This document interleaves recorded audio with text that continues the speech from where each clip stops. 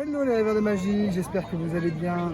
Aujourd'hui, on va vous présenter une vidéo un peu spéciale. C'est une vidéo où on va noter les attractions.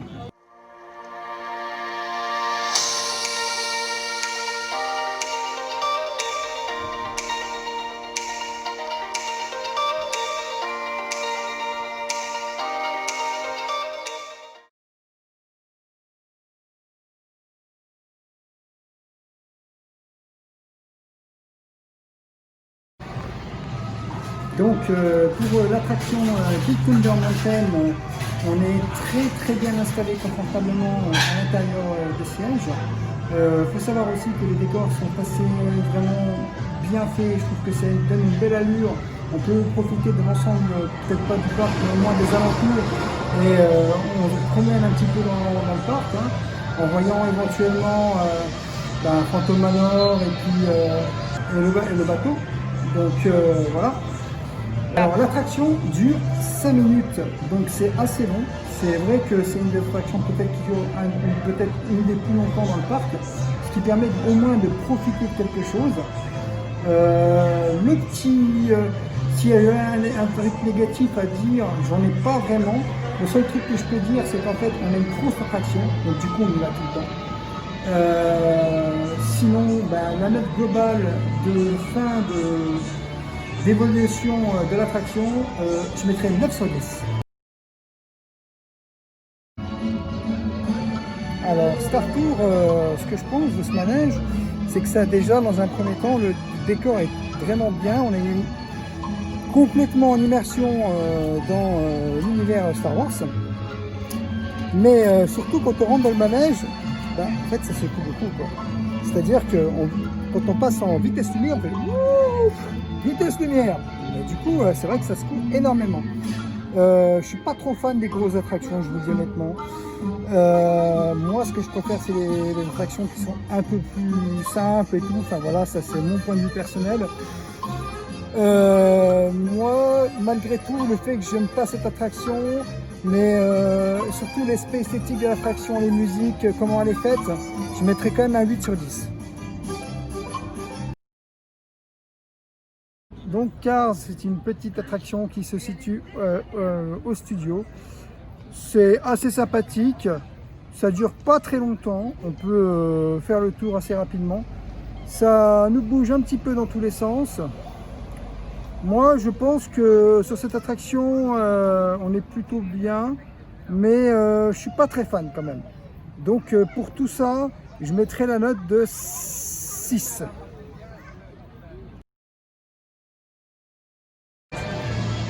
Alors, dans Indiana Jones, il y a des petits défauts, c'est-à-dire qu'on est dans le manège, c'est pas très confortable. Quand ça bouge, on se coince souvent la tête, on se la cogne un petit peu.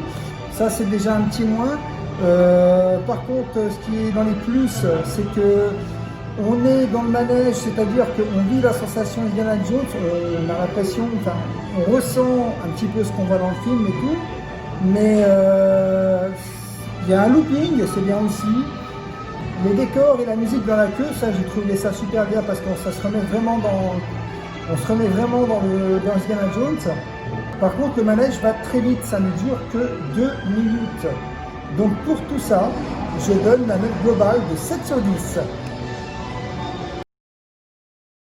Ratatouille, c'est une très belle attraction.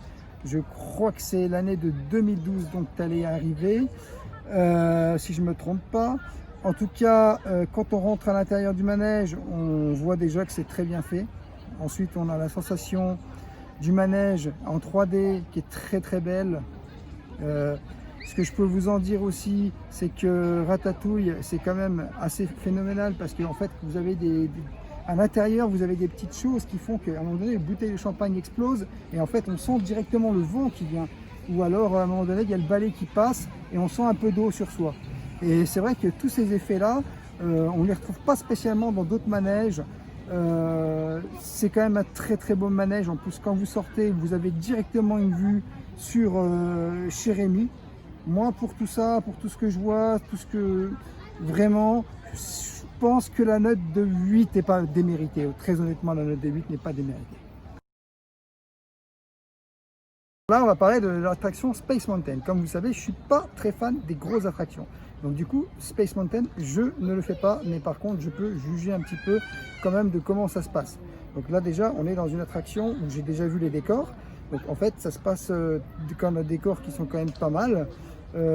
Par contre, on a apparemment, d'après ce que j'ai entendu, il y a la tête qui bouge un peu quand même. Le démarrage est assez rapide et assez violent. Donc du coup, c'est une attraction qui peut quand même être assez violente.